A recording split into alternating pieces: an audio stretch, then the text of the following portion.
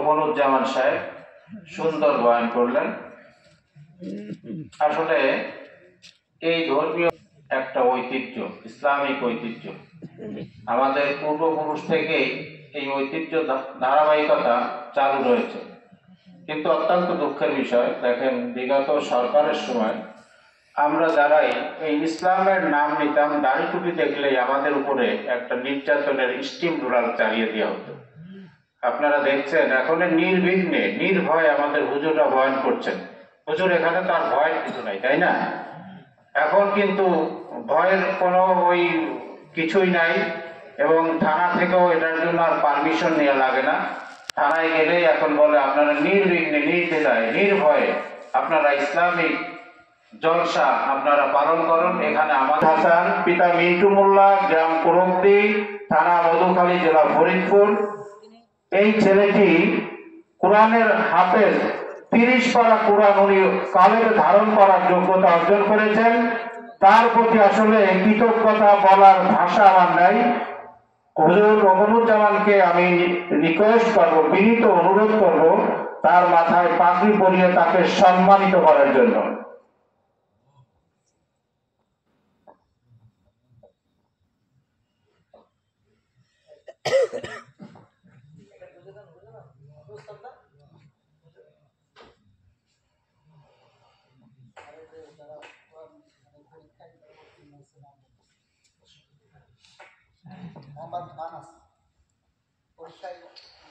মোহাম্মদ আনাস পরীক্ষায় খুবই সুন্দর রেজাল্ট করেছেন, তাকেও পাগড়ি পরিয়ে দিচ্ছেন আমাদের হুজুর রোকনুজ্জামান।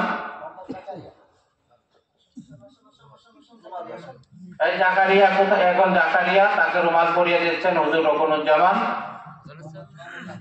মোহাম্মদ বাবু খান, তাকে রুমাল পরিয়ে দিচ্ছেন হুজুর রোকনুজ্জামান।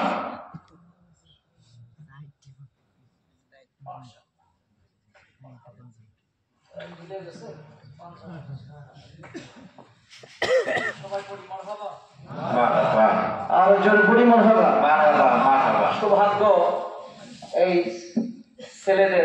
তুমি কি লজিং কেউ আছে? লজিং মাস্টার আছেন এখানে? কই নাম কই?